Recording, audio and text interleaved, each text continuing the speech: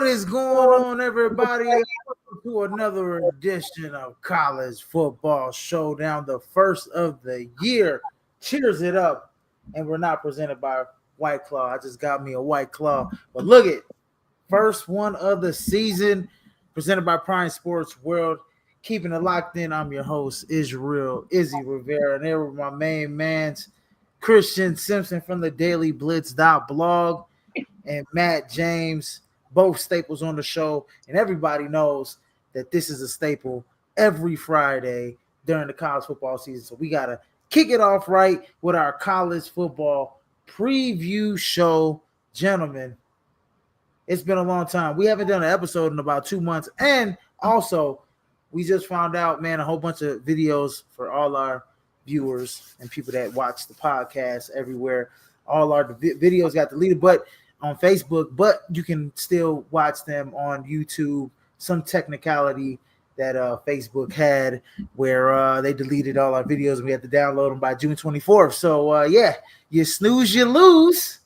But anyways, Christian, Matt, what's going on, man? Man, it's another year. Listen, I've been counting down. I missed y'all. I really did. Izzy, you starting to look like me a little bit. You got a little tan right there. Hold on. I'm tanned up, bro. Yeah. Being out there with the kiddos, playing football, coaching football, man. I'm out in the sun to get you like that, man. Yeah, I'm telling you, but it's gonna be an interesting year, and most importantly, I just look forward to breaking it down with family. That's it.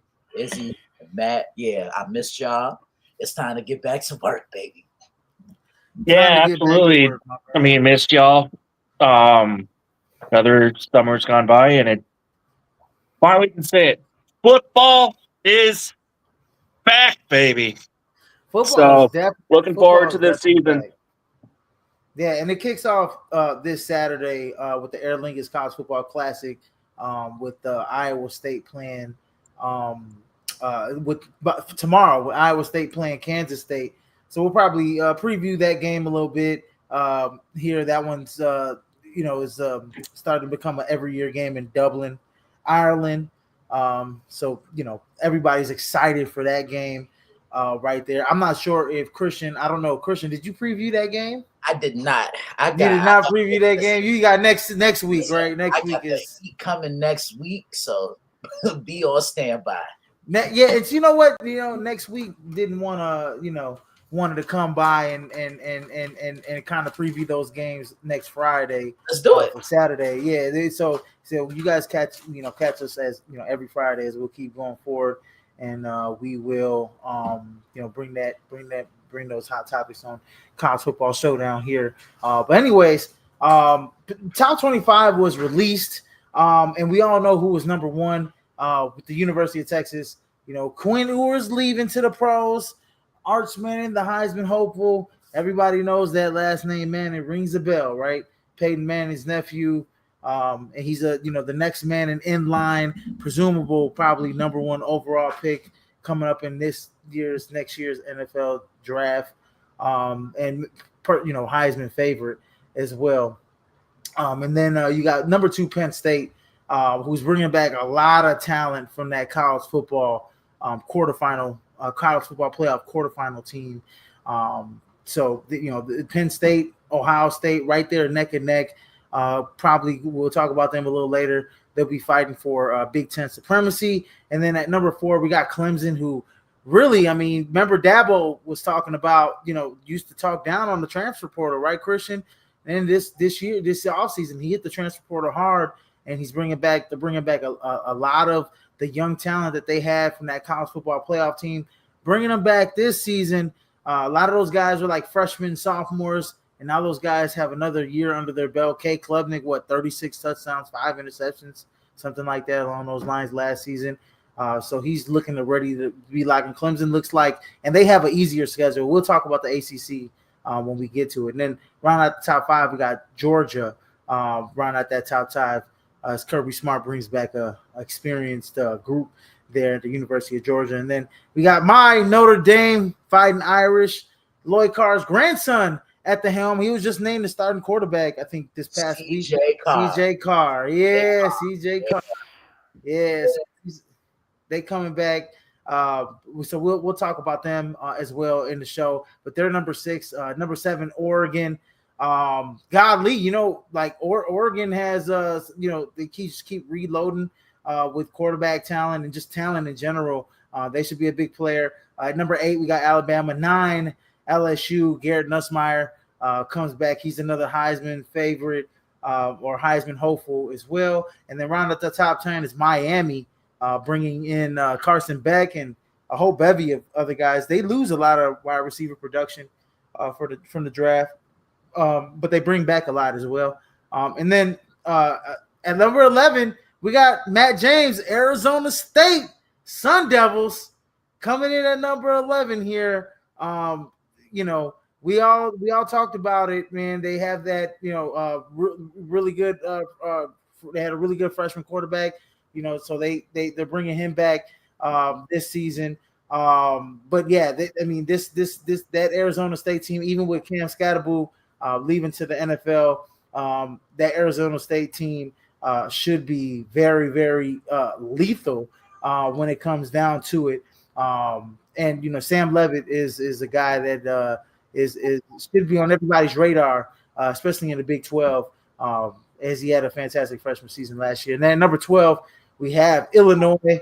Luke Altmaier, right? He had a good season, transfer from Ole Miss last season, coming back for Illinois. Illinois has a bevy of talent, and Brent Bielema has turned around that program tremendously. Got them. This is the highest, I think, preseason ranking in forever. I think it's like 40 something years or something like that, since like the 90s or something. Yeah, maybe close to 30 years. They haven't been ranked in the top 25. So Illinois is definitely a player in the Big 10. So can't wait for their season. Then at number 13, we got South Carolina. At number 14, Michigan comes into that top 15, rounding out with Florida. I can't wait to see Florida. I think Florida is a sleeper. We'll get to it when it's all said and done. But man, I was screaming all year. Remember, Christian, about DJ Lagway? Yeah. Florida's young team, young nucleus. You really were, and I'm gonna have a couple of thoughts on them too to follow up with you. So yeah, I'm looking forward to getting into this breakdown for sure. Absolutely. And then we got SMU as well. They bring back, they were a college football playoff team as well, coming into the fold. They're a team that you got to watch out for. They have a talented quarterback in Kevin Jennings. You were high on him last year, probably still high on him this year. He's one of the most more talented quarterbacks in the nation. At number 17, we got Kansas State. 18, Oklahoma. 19, Texas A&M. Rounding out the top 20 is Indiana. And then at 21, we got Ole Miss. 22, Iowa State. As we got that top 25 showdown there in Dublin, Ireland. And then at number 23, Texas Tech. 24, Tennessee. And then rounding out the top 25 is Boise State. As Boise State is, I think this might be the first. Oh no, they're still in the Mountain West. I think next year isn't that next year they'll be the first year in the Big 12, so to speak. Yeah, I think so. Yeah, next year will be the first year. I think they'll be moving to the Big 12, if I'm not mistaken. As NIU is actually going to be moving to the Mountain West. Ain't that right, Matt James? Hell yeah. Yeah. So, anyways, top 25 thoughts on the preseason top 25. Who do you think is too high? Who do you think is a little too low on the list here? Wow. I'm kind of looking at this top 10. I agree with the first three. I don't know if I agree with Penn State being number 2, but I could understand it. I mean, they have a lot of that talent and a lot of that roster coming back from a year ago. This was a team that was a game away from getting to the national championship, and I think a play away. A play away. To who? Mm-hmm. Who they play? They played my team, and I said quarterfinal. My bad, semifinal. Yeah, semifinal. No, but listen, they bring back Drew Outlaw. They bring back Nick Singleton. They bring back Kaytron Allen. Yep. You guys know how high I've been on this trio, but I'm curious to see as to what they're going to do to replace two key cogs on both sides of the ball, Abdul Carter and Tyler Warren. And Tyler Warren, that pass offense went through him. And you know what he kind of reminded me of? He kind of reminds me of a more athletic version of Dallas Clark. Look at where he's playing now for the Indianapolis Colts. Oh, yeah. Well, I think we saw a little bit of Danny Dennis Sutton last year with Abdul Carter, if I'm not mistaken, last season. So I mean, I think they're in that position. Rich Franklin has them, like, what Nick Saban or we used to say, we reload every year, right? Or whoever said it. Yeah, but I said it. They don't reload. They don't break it down. They just reload. Yeah. So it's it's just pretty much plug and play. And they had a lot of guys that were already, a lot of that offensive line is, kind of coming back. So that, their experience on the offensive end. I'm curious to see, Drew Aller, as he's trying to take that step up. They got 3, transfers coming in at wide receiver as well.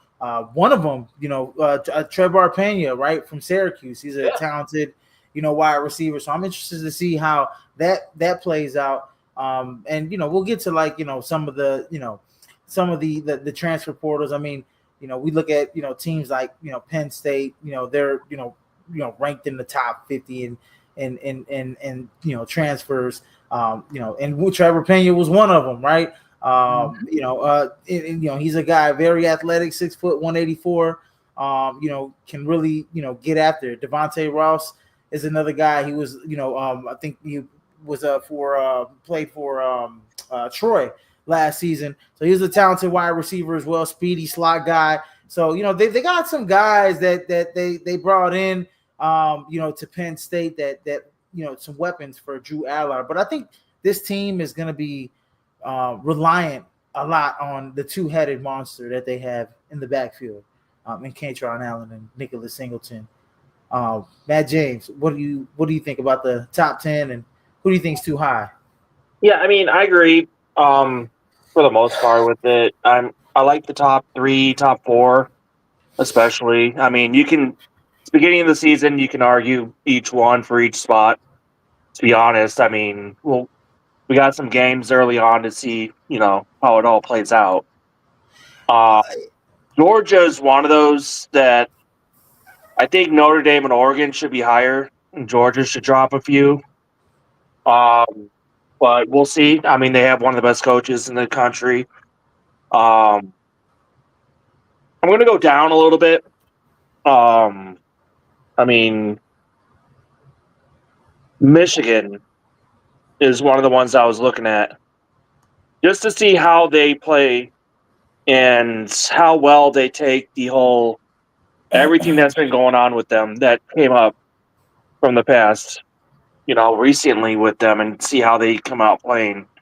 So, I mean, some teams come out firing, some just pretty much collapse, fall straight to the ground.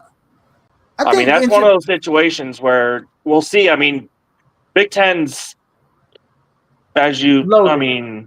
we all know, is one of the toughest conferences in the country. So it's not going to be an easy, play for them.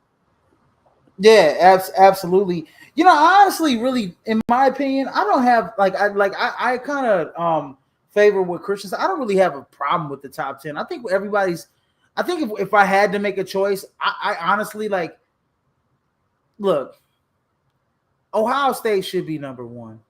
I mean, if you haven't beat the champs, I mean, the only question mark on Ohio State is the quarterback position. Everything else is pretty much sold up. I mean, they have great running backs. They have a great offensive line. The defenses, most of them were coming back.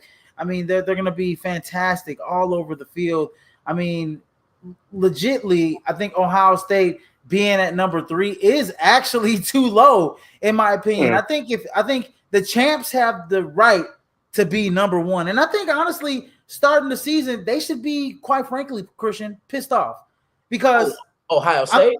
Yeah, Ohio State. Yeah, I mean, I got a chip on my shoulder if I'm Ohio State. You guys, we just dominated the college football playoff. I mean, we literally beat this same team that is number one in the ranking. We beat them last year, and they're number one. We won a national championship, and they're number one. And all I know is, if I'm Ryan Day, that's bulletin board material. That is all over the locker room. Izzy, look, you've been in locker rooms. You've been around great coaches. I've been in locker rooms. I've been around great coaches. And one thing about coaching, they're always going to find a way to motivate you. A lot of them will say, don't listen to the outside noise. But in this instance, and if I'm coaching and if I'm leading a locker room of young men, I'm saying, look, except for this. Let this motivate you. Let this tick you off. Yeah, absolutely. And I honestly, in my opinion, I believe, Julian Sand is, coming out of high school, he's one of the top quarterbacks, coming out. And I honestly think that he'll be just, literally it's the same thing as last season.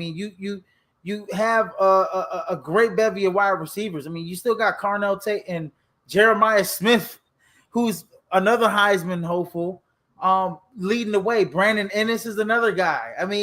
This is the best wide receiver core for yet another year, in my opinion, in college football. You had a guy like C.J. Donaldson from West Virginia, who's a big bruising back, along with James Peoples, who's a very talented back that was waiting in the wings last season as a third stringer. So, this team is primed and ready to go. And I just think that, putting them at number 3 is in my opinion, was too low for me. I think they should have been number 1, quite honestly, and let Texas, hey, they play each other. So I think that's going to be the big barometer, right, guys? Is if Ohio State, whoever wins that game, is going to be the number 1 team in the nation. But put Penn State over Ohio State, I don't think anybody even in the top 25 believes that Penn State is better than Ohio State.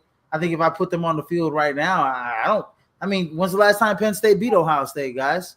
It's been some years. To be honest with you, I think James Franklin is the modern day Jim Harbaugh. Remember, before Jim started winning these games against Ohio State, he was always on that chopping block. Oh, can he win those big games? Can he win under the lights? And he eventually did it. He leaves out on top as a national champion. James Franklin, I think he saved his job for maybe another year or two because they were a play away, as you said, Izzy, from making the national championship. But my thing is, he hasn't beat Ohio State since 2016. And I think if there were any chance for him to beat the Buckeyes, it's this year. Yeah, no, absolutely. I agree. And, I can also make I'm going to go this route, and not because Matt James is on the podcast, but I can actually go a route for Arizona State being outside the top 10. Miami, I know Miami has a top 3, is like top 3 in the transfer portal, but I think Arizona State, they're bringing back a lot of guys from last season. And this is a team that won the Big 12, went to the CFP, played Texas toe-to-toe. You're bringing back a kid in Sam Levitt who was one of the top freshman gunslingers in the nation. He brings back a year of experience. He was really good as a freshman. And so I think Jordan Tyson coming in. Jordan Tyson coming in healthy. So to have Arizona State on the outside, I think Arizona State's better than Miami. I think they're better than LSU. I think I might make a case that they kind of might be better than Notre Dame as well, in my opinion. Now, needless to say, I think they can go toe-to-toe with Bama. I think they go toe-to-toe with Oregon just because of the athletes that they have on the outside, right, Matt James? And so I just think that you put Arizona State on the outside of the top 10, which kind of, I think it's just kind of like when they made these rankings, I think they were a little scared to kind of take a risk at putting a team like Arizona State in the top 10, and they put a bunch of those other programs that were, had bigger names in the top 10. So that if I had to make a case, I'd say Arizona State is a little too low as well, in my opinion. Yeah, I mean, I agree with you, but I also, as you just mentioned, that a lot of people are afraid to put them a little higher. I mean, ASU time and time again have had teams that have made it to the top 5 and crumble, just completely crumble in that situation. So it's kind of like, all right, you guys are, stepping in the right direction. Let's see you continue to, prove yourself and fight for that, top 5, top 3, position there with all the top dogs and everything. So they have a team that can do it. I mean, you got to look past the whole Cam Scadaboo situation. They got running backs that can come in and play. And, Levitt and Tyson, they could be 2 top 10 picks next year's draft that you're bringing back. Yeah, no, I think that's so. 11, I think, is fair. To be honest, top 10, yeah. But I'm not going to argue either way. Being a fan of them my whole life, knowing the situation, but they can go against a lot of the top 10 teams and do well against them. But at the same time, you got to continue to show and prove you can withstand this more than one season. Yeah, no, absolutely, and I think and also, man, they bring in a 6'6" guy from Northern Illinois as well in Akeem Lemieux, he's 6'6", 6'7", 205. That's just another weapon in the red zone for Arizona State to just go ahead and go get it. You know what I mean? And I think he'll be a guy that they'll use in the red zone. He's one of their top transfer portal guys that they brought over. But Jordan Tyson, he had a hell of a CFP last year, and I think that's a guy. No, he was out.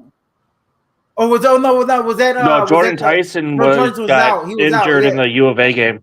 U of A, okay. So he's out. Part of U of A, Iowa State, and Texas. Okay, yeah. That's right. Who's the other kid that was? Yeah, so they had to look to other options. Yeah. Okay, yeah, no, you're right. But Jordan Tyson was before he got hurt. He was their number one, guy. Yeah.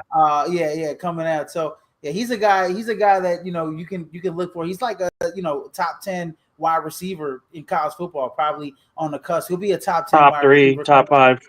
Yeah. You pushing it there, Matt. I was on your side. I was on your. Hey, Christian. We'll debate this as the season goes on. Hey, Christian. I was on his side. So he said top 3. Uh-huh. He said top 3. So he said top 3. And said, wait, hold on. Top 3, top 5. Hold on. This will be on there, dog. See nothing. See now. Anyways, you're trying to get me to say top 5 for the whole team. Yeah. Anyways, right. Anyways, man, looking forward to the college football season. We have our college football preview, and so we'll talk a little bit about the Power 4 conferences, CFP predictions, and talk a little bit about the Heisman out. So ACC prediction, that is pretty much it's Clemson and the rest of the field. I'm pretty sure you guys would agree. Clemson is bringing back pretty much everybody that they had from the college football playoff, a season ago. Kay Klubnik at the helm. They're the top 4 team in the nation. And I think that's a team that, can, is going to make some noise all season. ACC predictions. Who do you think wins that, division, and why? I like who to watch out. Who's a sleeper? I like Clemson. I just think across the board, you kind of know what Clemson's going to bring to the table every year. They're always going to have a guy that stands out on the defensive line. That front four is always going to be ferocious. And, Cade Klubnik, he really climbed the ladder last year and really put this team on his back. Offensively, they're bringing back their top 3 wide receivers from a year ago. And so that's huge. Antonio Williams, he's a possession guy. I'm sleeping here. I can't think of the other guys. I'm looking at it right now. It's Bryant Wesco, TJ Moore. Yeah. Bingo. So, it's things like that. But what's going to concern me about Clemson is, what did they do to replace Phil Maffa? He was huge out that backfield for Dabo and the Tigers. And I truly think the only team that can challenge Clemson in the ACC is Georgia Tech. That's interesting. That's interesting. Obviously Miami and SMU are ranked as well, but Georgia Tech is a tough as nails team.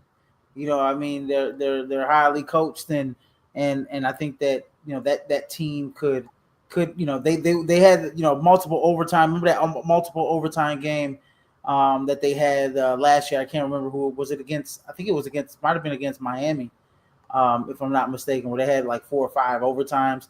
But Haynes King is a tough as nails. Yeah. Jamal Haynes is tough as nails. And hey, that's Christian's Christian's sleeper right there. It's Georgia Tech. I mean, people are sleeping on that team, already. So, I think, a guy, Brent Key, got that team playing. They take on his, his mantra, right? His personality. Matt, who do you think pulls out in the? I mean, you've got Dabo with one of his normal teams. I mean, Klubnik's playing for Heisman. I mean, draft rights next year to be one of the top draft picks in the NFL. So I mean, their offense is going to be rolling. Defense is going to be, who they've been over the years. So I mean, obviously it's Clemson and everybody else. I'm going to go with Duke as a sleeper. They've upgraded the quarterback position and bring in a strong defense. So they've, hung in there pretty strong over the years, and we'll give Miami a fight for that number 2 spot as a sleeper. Yeah. So I think when it comes down to it, I think, Clemson has a relatively easy schedule. I think they're like favored by double digits in like majority of their games this season. So there's no reason why Clemson shouldn't win 10 games easily. I'm so surprised you guys aren't looking towards SMU, who gave them some trouble last season. Yeah, but can they do it again? Yeah, that's exactly. True. Can they do it again? I think the jury is out on them, and maybe some of those guys will be listening to this and they'll be pissed off and use it as bulletin board material. Izzy and Matt. Yeah, no, I totally agree, but I think yeah, Miami's a really good team. Obviously, you got the big one in Carson Beck, right? He, won a national championship, at Georgia. He's a guy that you got to look out for, right? They, Miami has, a hell of a, they have one of the best transfer portal rankings, in the nation, right? They're bringing in a lot of guys that are probably going to be, day one, starter type of guys, right? But when I look at, a team like SMU, I think that, I can't, I think Kevin Jennings, man, I think that offense is high powered. You know what I mean? Like, I think that team is something that can give, Clemson, if they're going to go toe to toe with a team like Clemson, who, we're in some track meets last season. I think that's the team that can do it. I mean, godly, Miami last season, obviously they had to jump into the transfer portal, but Miami last season defensively, I mean, how many times we came on here week after week and talked about how they couldn't tackle, Yeah, and I think with the U right now, if they can get the version of Carson Beck that won the national championship, Miami will be in good shape. But I don't trust him because he just looked too timid. He played with happy feet, just getting rid of the ball, and it created a lot of turnovers. I think he threw 12 interceptions last year, if I'm not mistaken. Yeah, no, they did. He did, and I mean, yeah, I mean, look, Miami's gonna be, a hell of a team, next year. I mean, a guy like Ruben Bain is on everybody's headlines or is on everybody's radar as one of the top defensive players. He's at the defensive end position, right? That's a guy that is going to turn some heads this year and get a lot of sacks this year. But they're bringing a lot of transfers, and they're hopefully, especially in that back end, hopefully they can all gel. I just think that SMU, I think, has a little bit more continuity, in my opinion, as a team, as opposed to Miami, who's pretty much pulling the Colorado move, where they're relying on the transfer portal a little too much, this season. I mean, you have to go in the transfer portal anyways, regardless, to even survive and be a top team in college football. But I got SMU as a dark horse. In the Big 12, who's your predicted winner? This one should be a little bit more wide open, guys. I really had a tough time when I was looking at it. Had a tough time, picking the Big 12 winner. I like Arizona State. I like Kansas State. They're bringing back some guys. I mean, I know they lost a running back to the NFL or what have you, but I think that the Big 12 is pretty much wide open. Colorado relies on the transfer portal. They got the number one of the best quarterbacks in the nation, looking to be at the helm this season. So thoughts, Christian, on the Big 12? I like Matt's guys. I like Arizona State. I think Kenny Dillingham, he's going to have his men ready to play. They play hard each week. I think they're completely balanced on both sides of the ball, and I know it's going to take a group effort and a collective effort to replace Cam Scatterbo, because he was the real deal. I mean, he damn near won that playoff game for them, but I just think they ran out of gas against the Texas Longhorns. And Sam Levitt, I think he's the best quarterback in the Big 12, and that's the difference maker right there. So I like the Sun Devils. Matt. Yeah, I mean, obviously, I'm high on ASU in this, bringing back, everything they brought. We've been talking about that, but tomorrow is going to be interesting on the Week 0 game with Kansas State and Iowa State to see, how those two teams come out with their quarterbacks coming back. And I know K-State's offense should be fine. They got their top wide receiver back. Iowa State lost 2 receivers in the draft. So we'll see how well, Rocco Beck, gets things going with some new guys in there. I'm going to – oh, my God. I'm going to go ASU over Kansas State in the championship. I don't think they play each other in the season.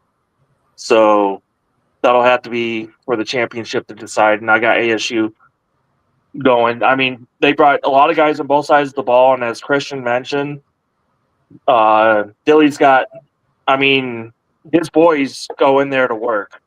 And they work hard for him. And they're going to continue to do that. So the whole atmosphere, everything, chemistry's there. Give me ASU to win the Big 12 again. I gotta agree with both of you guys. I think ASU's a a team that like I said, they should have been ranked in the top 10. I think they're in line to have another special season. I think Kenny Dillingham has got those guys. Is an infectious energy in my opinion. But if I had to pick a team that's going to give them a run for their money, it's definitely Kansas State. Avery Johnson, first year starting last year. I know they're losing godly. I'm causing a brain fart with the running back. Is it Giddens or I can't remember his dang name. Edwards? No. Dylan Edwards he was the backup last year. The kid who just got drafted. Yeah. He just got they lost him. But Dylan Edwards is a guy that he was one of the. He's like Giddens. Yes, is it AJ Giddens or something like that? But anyways, TJ Giddens or whatever, CJ Giddens or whatever. But yeah, he's a guy. He's Dylan Edwards is I think he's a Kansas product if I'm not mistaken. He's like a legend in Kansas. I think he owns like every Kansas State rushing record or something like that. But he's a guy that's going to be a big time running back for them. And when I look at it, teams like Iowa State, we talked about Rocco Beck. When it comes to high-powered offenses, do I really trust Iowa State to put up those type of numbers? I don't see a special player on that offense. So I really do think Kansas State is a team that could push Arizona State. The one thing I will say about Arizona State is, they were the team that were, that was, looking to, they were the hunters, right? But now they're the hunted, right? They're the favorites to win, the Big 12.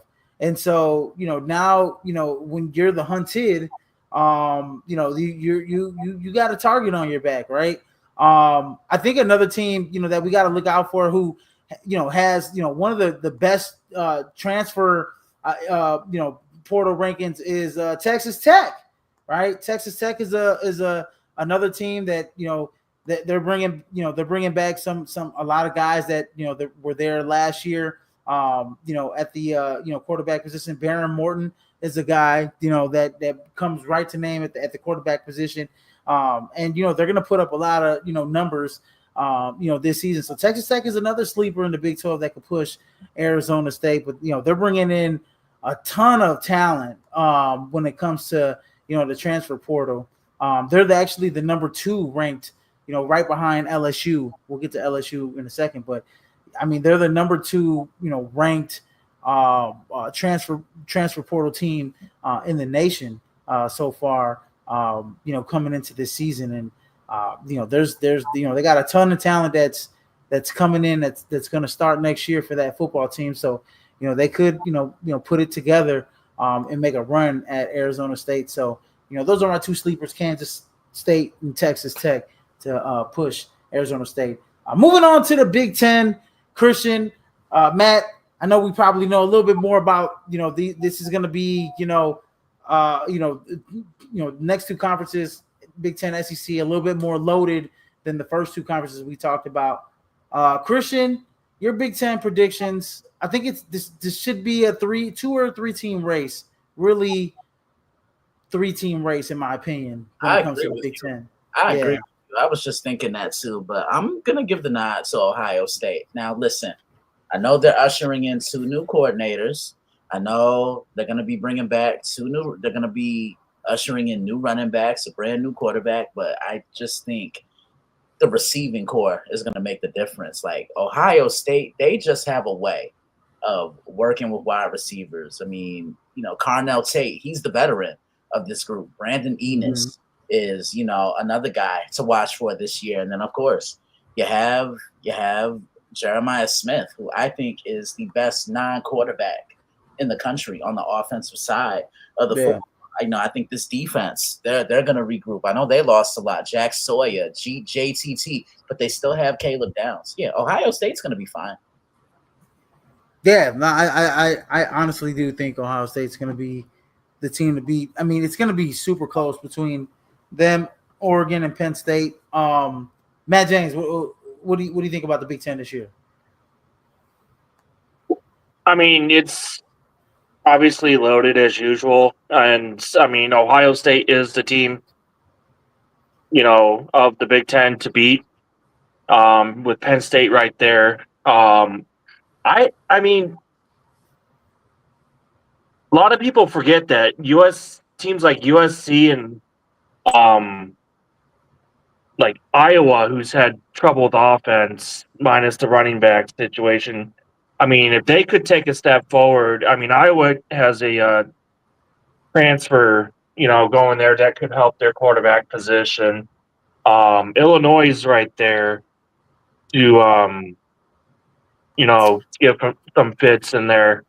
But I mean, this is Ohio State's conference until someone takes them out and pretty much puts a hurt on them to where they can't win in the college football playoff either. So it's going to be a fun one to watch with Penn State and Ohio State battling it out at the end. But I'm going to go Ohio State this year. I mean, Ohio State can plug in any quarterback they want, as we've seen over the years. They've got playmakers on both sides of the ball, and that's all they need. So, yeah, man. I mean, golly, man, Big Ten is it's just a blubber of talent, man. I mean, at this point, we could say the Big Ten has finally caught up to the SEC. The SEC won't even dare to even come to a Big Ten team late. Forget about playing them in cold weather. But now you can actually say, forget about playing the Big Ten in any neutral stadium or even like early in the fall. I know Alabama went into Wisconsin last year and tore them to shreds, but the Big Ten has, especially acquiring, Washington and Oregon and UCLA and USC, you open up that West Coast recruiting. And then when it comes to the NIL and being able to pay players, I mean, it's an even game now. I mean, it's the SEC. Nobody's going to Bama because, Nick Saban's going to get me to the NFL. No, players are going to whoever has the most money. And we know who has the most money. All these teams in the damn Big 12 have some of the Big 10 has some of the most money. Ohio State, the Oregons, the Penn States, the Michigans. That's why Michigan was able to bounce back so quickly, this season, signing a quarterback like a Bryce Underwood, who's, one of the best quarterbacks in the nation, right? So it's an even level playing field. That's why Illinois was able to be in the top 25 and able to compete now because, Brent Bielema is such a good recruiter and he's, they have money, with their stuff, so, all these teams in the Big Ten have money. But when it comes to this particular situation, yes, I think until I see a team stand toe to toe with Ohio State, the only team in the Big Ten that could beat Ohio State is Michigan from the last 3-4 years. And until I see Ohio State beat Michigan, I ain't gonna say nothing else. I'm sorry if I gotta ruffle some feathers in Columbus over there, but Michigan is the only team that could beat them, and it's at the end of the year, and it may not mean much, right? It may not mean much at all. And so, at that point, Ohio State may be undefeated. They lose another game. They still make it to the Big Ten championship game, right? So, it is what it is. But, yeah, I think Ohio State is definitely the team to beat. Looking at, Dante Moore is going to be – I am really interested to see Dante Moore in Oregon. I think that he was in a team. Dan Lanning's gonna. We saw what he did with Dylan Gabriel. We saw what he's done with his past few quarterbacks. This is an Oregon team that always is in contention, right? They always have the players around you. And Dante Moore is a guy that should be able to make headlines. I mean, they even bringing in a guy like Mekhi Hughes, right? Christians talked about Mekhi Hughes from Tulane last year, running over people, running around. I mean, you add a guy like him to the mix. I mean, you're starting to get into scary territory here. You know what I'm saying? At how good Oregon could be. So if I had to pick a team, over and they adding a guy like Bear Alexander, you know what I mean, to the mix from USC. So when you look at it, they're adding a couple USC guys, by the way. But when you look at it, Oregon is a team that possibly could make another Big Ten run this season. And I don't know if they're saying much, but I think I have to see week one how Julian Sand looks against a team like Texas. That's really going to be the barometer of how I see Ohio State the rest of the year and how I think this Big Ten thing is going to play. Another interesting story we have multiple layers of stories in the Big Ten, and we'll get through it through the season. A guy like Nico Yamaleva, right, who transfers from Tennessee, had the whole thing back and forth with Tennessee. I want this car, that car, this car, that car, and he ends up at UCLA, right? So I'm interested to see Nico Yamaleva, who's a special talent at UCLA, and how he transcends their program, right? And then I also, Dylan Raiola, right? Nebraska, they're going to be much better this season. So there's a whole bunch of different storylines in the Big Ten. I mean, you're going to have majority of the Big Ten is going to make a bowl game. And I think when it's all said and done, I mean, you can count up to, we can even, talk about Indiana, who made it to the college football playoff. I mean, they got smoked by Notre Dame. But I mean, that's another team that, we got to look out for, right? Indiana is on the radar now. But there's a bunch of different layers to, the Big Ten right now. I can even talk about USC. They got, next year they'll be bringing in Jonas Williams. Yeah. Right? From Lincoln Way East, who's one of the best quarterbacks in the nation. I'm about to go see a couple games of his this year. I saw him play Naperville North, Matt James, last season. He was a man amongst boys. Okay. Is he, when you do that, let me know. Like, have me on the phone because I got to see this. Dude, I don't know if Matt James ever got to go see this kid. I did not, but dude, yeah, I'm definitely up for a few games this year, wherever it's at. We'll go check some guys out. Dude, I always say East St. Louis is like the cream of the crop of Illinois. I mean, they've won.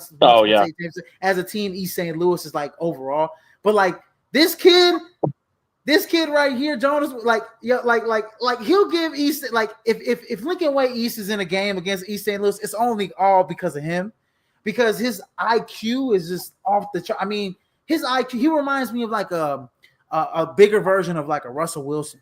If I could you say his name right. His name is Russell. Last name Wilson. Yes. So USC is gonna, start to see, and we already know who's the quarterback whisperer of all these coaches. So the Big Ten has so many layers and stories in the next year and a half or 2 years and 3 years coming up. And we can even talk about Wisconsin, right? I mean, how many years are we gonna say? How many is Wisconsin gonna keep? We're so used to Wisconsin being on top, sometimes, like we're so used to Wisconsin being a player now. Is Wisconsin gonna be able to get out of this hole that they're in? I know they ran, into the transfer portal, heavily. They got 3 transfer quarterbacks this season, Wisconsin, and on top of it.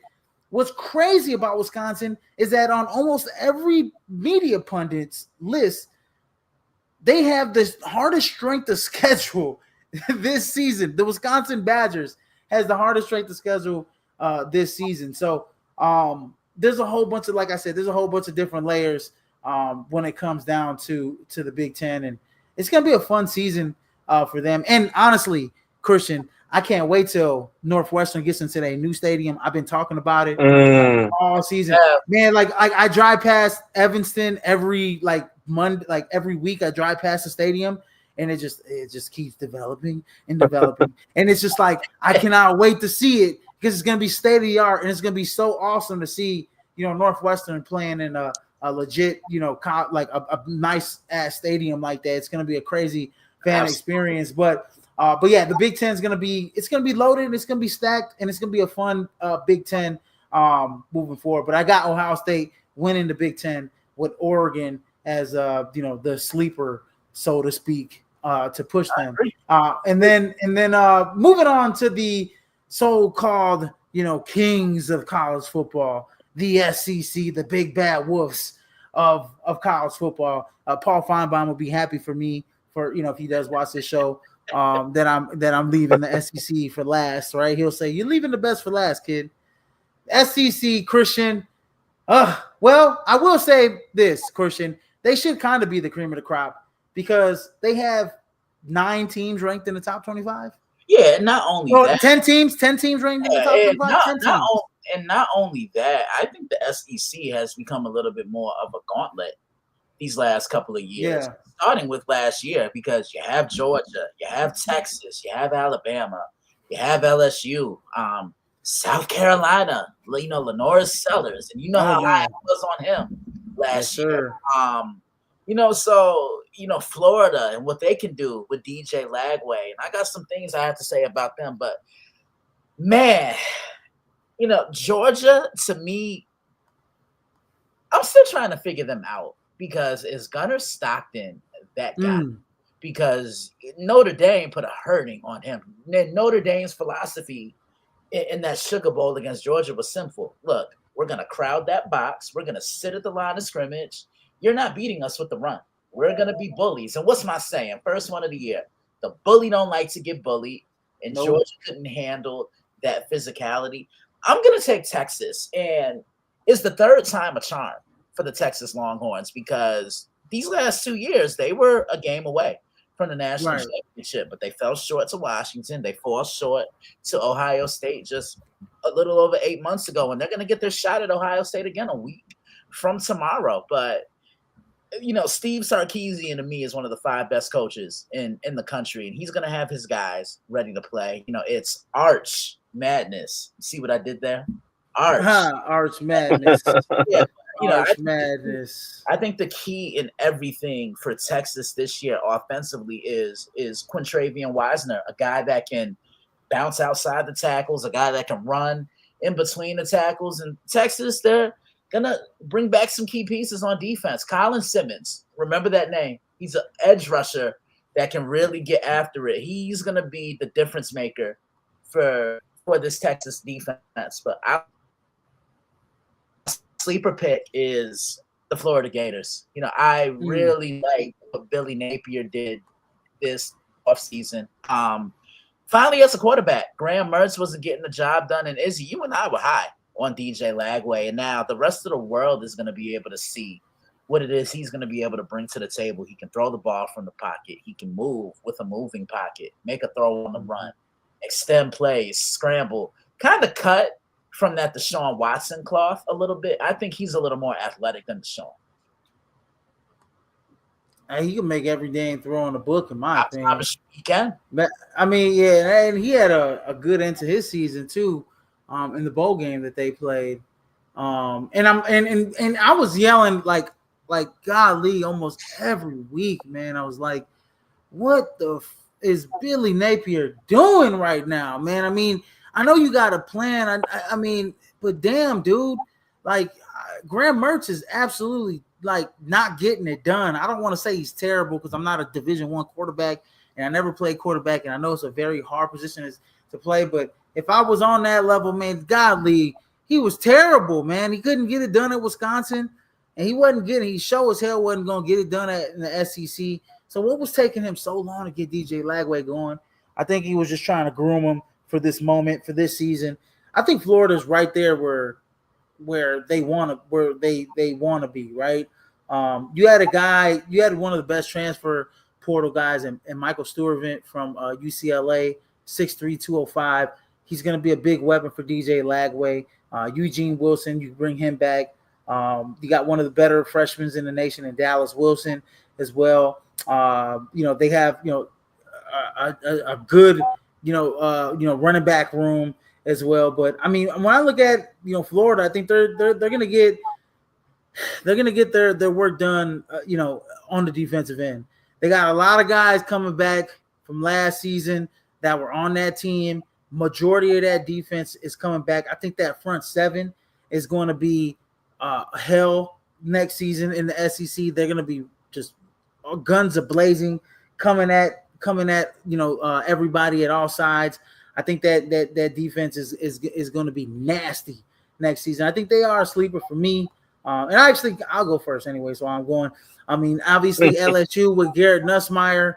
I'm not the biggest Brian Kelly fan. Never have been. Never have been. I'm serious, man. I never have been a big fan of that guy.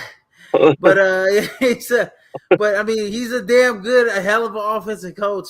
And Garrett Nussmeier is another long line of the quarterbacks that Brian Kelly has tutored to being a good quarterback. And LSU is another team that they just out of nowhere, Christian, they just bring back wide receivers. I wonder who the next great wide receiver is going to be for LSU, because they just keep reloading at that position, right? Year after year, they just don't know where these guys come from, Yeah, they always do, and I don't expect anything less this year. And to kind of elaborate and piggyback on what you said about Garrett Nussmeier, I think he's the most pro-ready quarterback in the nation. And they got that young man on the defensive side of the ball. You know who I'm talking about, Harold Perkins Jr. Listen, I think LSU has the best defensive tandem of players in the country entering this year in Harold Perkins, and watch out for Whit Weeks. He's a stud too. Yeah. LSU's. I mean, like you said, bro. Like LSU's. I mean, the SEC is a gauntlet. And obviously you got the crown jewel, right? In Texas, in Arch Manning, in the Texas Longhorns, and we all know Arch Manning is going to be a great quarterback. We all know he's an upgrade over Quinn Ewers. We all know this, but is he going to be just like a special team player, or just a special individual player, right? And what I mean by that is he going to be a quarterback that is going to lead his team to heights that haven't been met since 2005? I mean, we're talking 20 years since the Texas Longhorns haven't won a national championship, right? Vince Young was the last one. The problem I have. Go ahead, Izzy. Finish your thoughts. No. I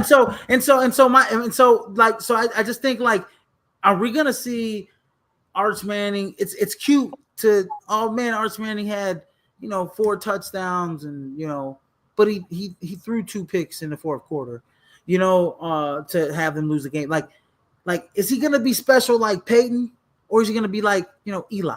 You know what I'm saying? Where Eli put up numbers at Ole Miss, and Eli didn't win nothing at Ole Miss, but he still put up numbers, and he went number 1 over. He went high in the draft, number 1 overall.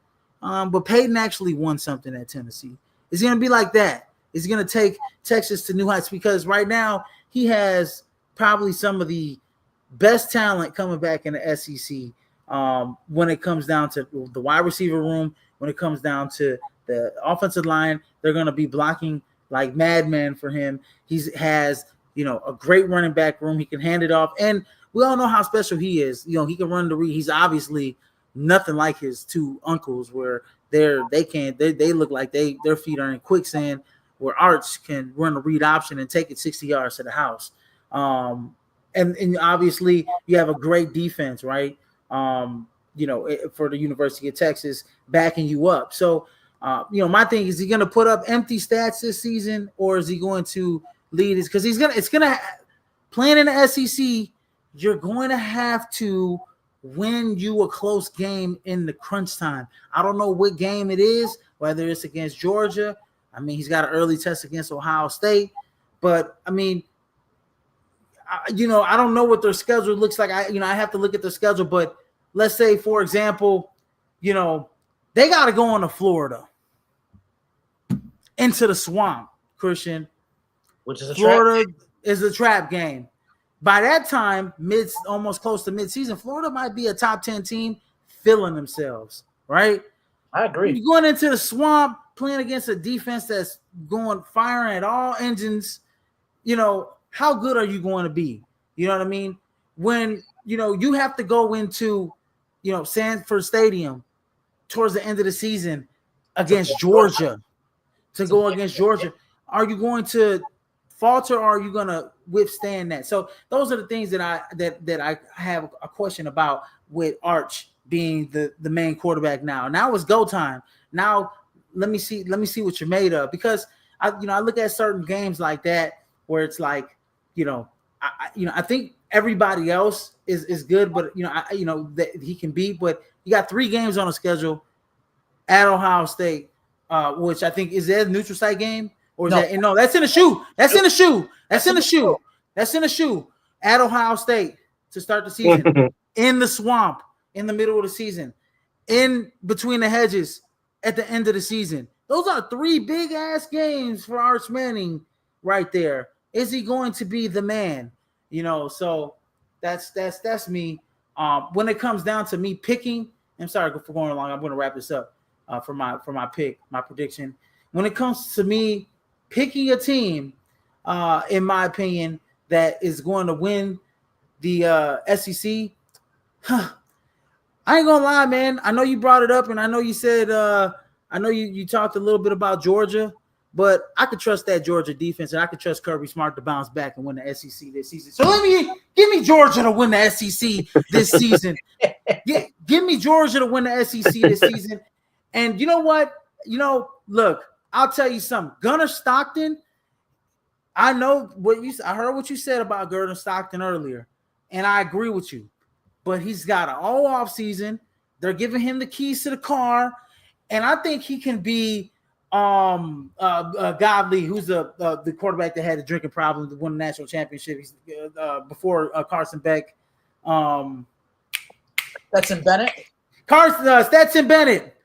I think he can be better than Stetson Bennett. Yeah, reminds me just like Stetson Bennett, and I think you have a hell of a defense backing you up. All they do is reload. That Georgia defense is reload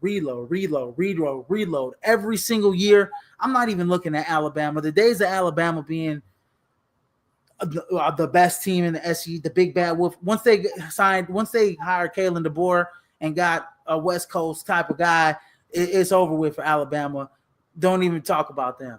I put LSU over Alabama in the SEC rankings. I actually put Florida over LSU. Yeah. Florida over Alabama, in my opinion, as a dark horse. But I got Georgia winning the SEC and not Texas, because I think Texas is going to fall in a few games. And I think you might see Georgia and Texas maybe in the SEC championship game, maybe.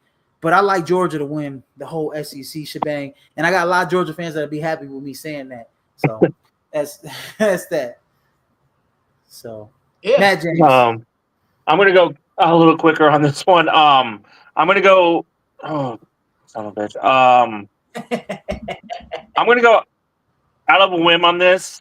I got Brian Kelly bringing another Heisman quarterback to New York with Nussmeier. I have LSU over Georgia in the championship. But one team I want to bring up that everyone's forgot that has been there in the SEC but has not performed like Texas has is Oklahoma. I'm going to have them as a sleeper, not to win it, but to climb back up the charts and start to play Oklahoma football. And maybe in the next year or two, they'll, be right there, competing right where they should be. But give me LSU over Georgia. Florida's going to be there. I mean, Alabama, high playing offense. Texas, obviously. Oklahoma is one of the teams to watch. A&M. But give me LSU. Why not? Go Tigers. He said, "Go Tigers." College football predictions. I think we'll go a little faster on this one. Who do you guys have as out of all the teams, who do you guys have winning it? Top teams that will probably be projected to win it, that won't win it, and maybe that that anonymous 12th seed that may get in to the college football playoff this season. Outside the top 4 conferences. I'm gonna go 12 seed with Tulane. Ooh, they got the quarterback transfer from BYU. So I'm gonna have them going over Boise State for that. I mean, what the hell, right? I mean, this is Ohio State's league to, you got to go out and beat them when it matters in the college football playoff, and this is their time. I mean, I got Ohio State in that top slot. I got LSU number 2, ASU 3. Clemson 3, ASU 4. Championship wise, I mean, I got 2 Big 12 teams. Give me Kansas State in there too. I mean, they'll be right there in it. I got Notre Dame at the 5 slot again. Were they 5 last year? No, they were an 8. Or like they 7? They were an 8 seed, Matt. 8 seed, Matt. Oh, they were 8. Okay. They're 5 this year. Playing Tulane. They'll beat them. ASU over Notre Dame. Obviously. Sorry, is. I'm gonna go. No, man. Give me Brian Kelly falls short again. I'm gonna go Ohio State over LSU in the championship. Okay. Christian, go ahead. Man, I think Texas is gonna be the top seed. I mean, just all the hype. I think on paper this is the most talented team that Steve Sarkisian has had. I think the arch factor is real, you guys. I really do, and I know Izzy did mention those 3 tough games. But yeah, I'm gonna go Texas 1. I'll go Ohio State 2. I'll go Arizona State 3. And then I'll go, wow, this is tough. Because it just seems like it's so wide open. You know what I'm saying? I'm going to go with Izzy's boys at 4. Notre Dame. I think they're good. I think Notre Dame is out to prove that last year wasn't a fluke and that they deserve to sit at the table with the contenders. Hey, we're good enough to get back to a national championship and potentially finish the job. Georgia's going to be there. LSU's going to be there. I'm going to say Florida makes it this year too. Look, we're not going to go down the list because I know we're pressed for time.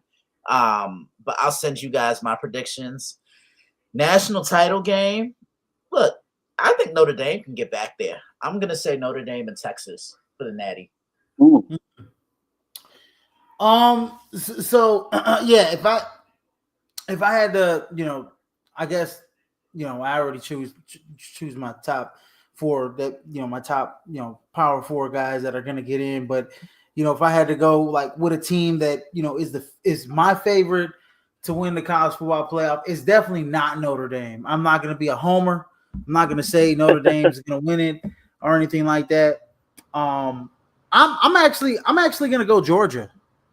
I honestly think this is going to be a bounce back year for Kirby Smart in the Georgia Bulldogs. I think they're absolutely hungry this season.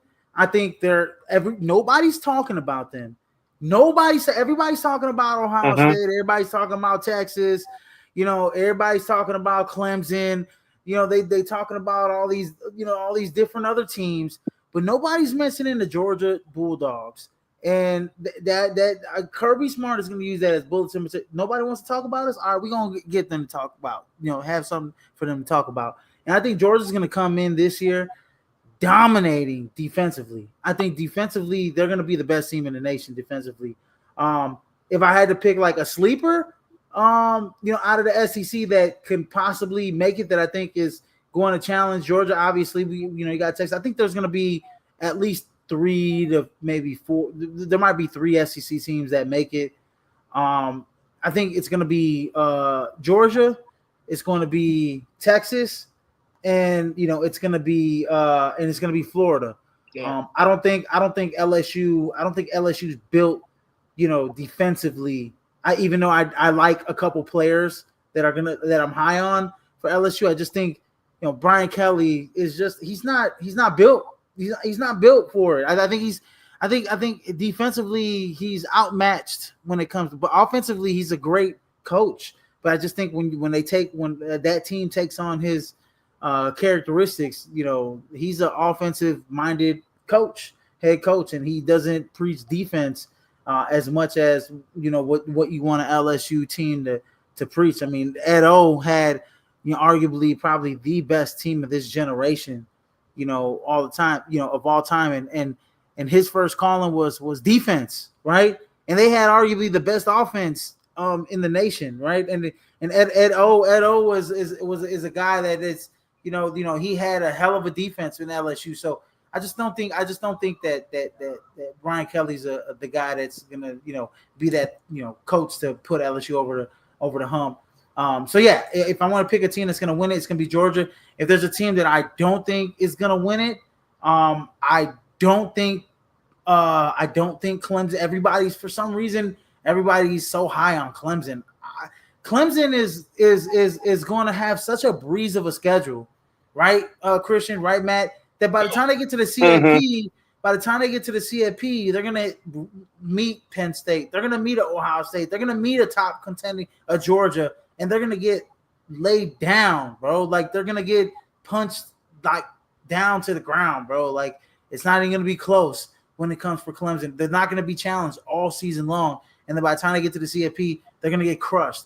If I had to pick a team, in my opinion, that's going to be that 12th team this season to make it. I know last season was Boise State. I'm going with the team that was supposed to push Boise State. And remember, their quarterback left their team early on in the season because he wasn't getting paid. Y'all know where I'm going. I'm going UNLV. Yeah. They add Alex Orji to the mix. They had a whole bevy. I know they got a lot of transfers. They got a lot of very talented transfers. People aren't looking at this transfer list that UNLV's got, right? They got kids from UCLA, Arizona, Miami, ASU, LSU, Pitt. They got guys from Utah, North Carolina, West Virginia. So they got guys that have, that were playing, Georgia, Michigan, and Alex Orji. And we all know Alex Orji is a guy that, what do we know about UNLV? What they gonna do, right? Mm-hmm. They're gonna run the football. And that's perfect for Alex Orji. Alex Orji is the Michigan's trying to run a pro style offense. He's not a pro style quarterback. He fits perfectly in the mold for what LSU wants. I think they I forget, he had the backup quarterback for LSU, Al Hadib, or I can't remember his damn name, but he was like killing it after their quarterback left left the team because of NIL issues, and they just didn't lose a beat, and he was just a running quarterback, and they ran that option play. They have one of the most UNLV has one of the most unique books in college football. They just utilize a whole bunch of different motion. They run the option, and Alex Orji is going to he's going to put up numbers at UNLV. So I think UNLV is a team that is going to be a sleeper team to get and sneak into the college football playoff. I think when we all look at it, they're going to be one of the best top 20 teams and outside of the Power Four conference and Notre Dame, obviously. So give me UNLV as that 12th team. And then Heisman odds, obviously number one, this is according to FanDuel. So I'm just looking at FanDuel right now. Arch Manning is the leader in the Heisman odds at plus 700. The next is Kate Klubnik at plus 900. Garrett Nussmeier is third at plus 900. They got Jeremiah Smith at plus 1,200. Carson Bank at plus 1,800. And Lenoris Sellers at plus 1,800. If you guys had to make a pick of who's going to win the Heisman this year, who is it going to be? I'll start with you, Christian. I'm gonna go Garrett. I'm gonna go Garrett Nussmeier. I just think he's the most pro-ready quarterback. He came in after Jaden Daniels, and I think he's gonna make his own name. I mean, LSU, they've had 2 Heisman winners in the last 4 or 5 years. First, it was Joe Burrow. Then 2023, it was Matt's guy in Jaden Daniels. I think Garrett is gonna put his name at that table with those two. He's had a full year under in his belt. I think Brian's gonna get him right. Yeah, watch out for LSU this year. I think the SEC, like I said, it's gonna be a gauntlet. Yeah, Matt. Yeah, I mean, as I said just a few minutes ago, Brian Kelly's going to get another quarterback right there, as Christian just said, with Garrett Nussmeier winning the Heisman this year. I mean, watch out for guys like, we'll see how Drew LR does under, such high, regards and pressure and everything with the Heisman. So he's one guy to watch in a very strong conference. Sleepers, we'll see how the kid from Florida does, Lagway. Sam Levitt obviously is there. Gunnar Stockton, as you mentioned, Izzy. He'll be a sleeper from Georgia. There's gonna he be a can bunch carry of guys. them and help them, get back to the promised land there for them. He should be right there. A whole bunch of receivers. Smith from Ohio State, Ryan Williams. Bama, Jordan Tyson. If he can, put up some numbers. But I'm going to go Nussmeier as my guy right there for this. Yeah. So there's a bunch of sleepers out there. Like you said, man, you got Dante Moore, Nicholas Singleton, Katron Allen, Jennings from SMU is going to put up numbers. Lenore Sellers. Lenore Sellers is going to put up numbers. He's top 6 in the odds. You're going to have a lot of guys that are going to put up some crazy numbers. Nico Lamaleva, is a guy that we got to look out for. Dylan Raiola is another guy we got to look out for, right? Jeremiah Love. We're not even talking about Ryan. What's his name? From Alabama, the wide receiver. Ryan Williams. Yeah, there we go. Thanks, Christian. Ryan Williams. We haven't even mentioned him. He put up numbers. Golly, this is actually supposed to be his freshman year in college this season.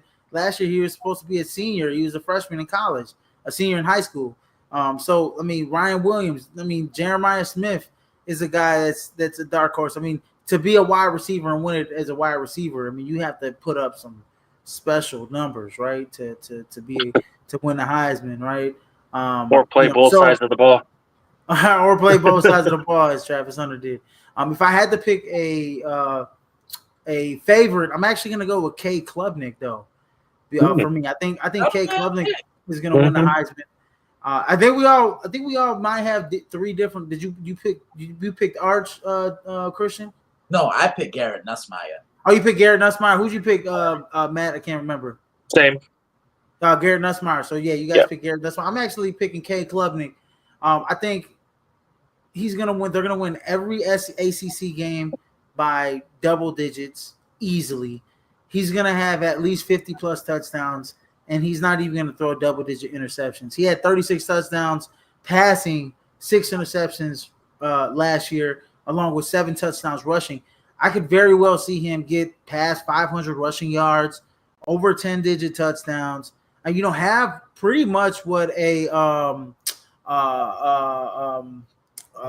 season that Jaden Daniels had 2 years ago with LSU, right? I could see that type of season just because of the fact that Kay Klubnik isn't going to play anybody, and they're going to blow everybody out. I think in the ACC, in my opinion, and he's going to put up some crazy numbers. If they don't blow people out by too much, and he's still in the game in fourth quarters, then he'll put up even better numbers.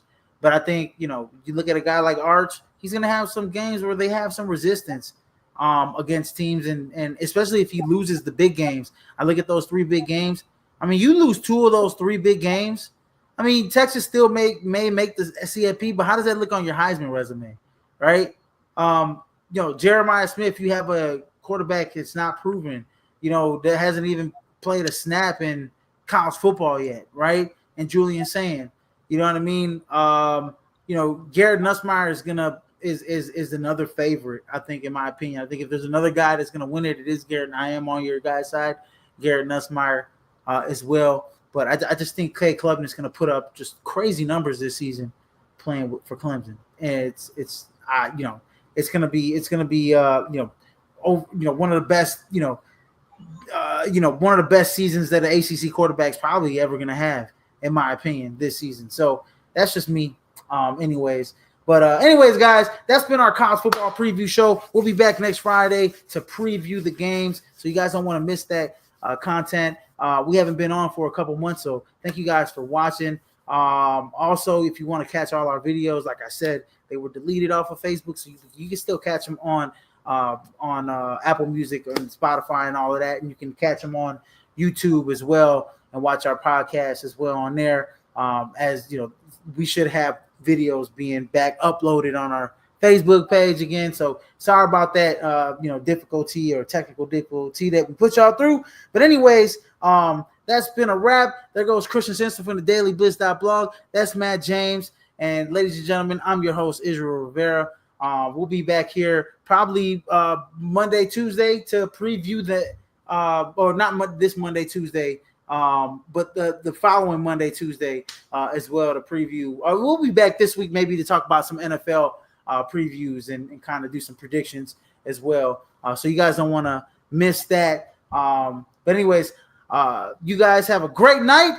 And in case I miss you, good afternoon, good evening, and good night, ladies and gentlemen. Izzy is the first of many this year. He threw it off the backboard just for me to say it. Holla at your boy. Holla at your boy, and peace out, and we'll see you guys later. All right, guys. Be safe. Have a good one.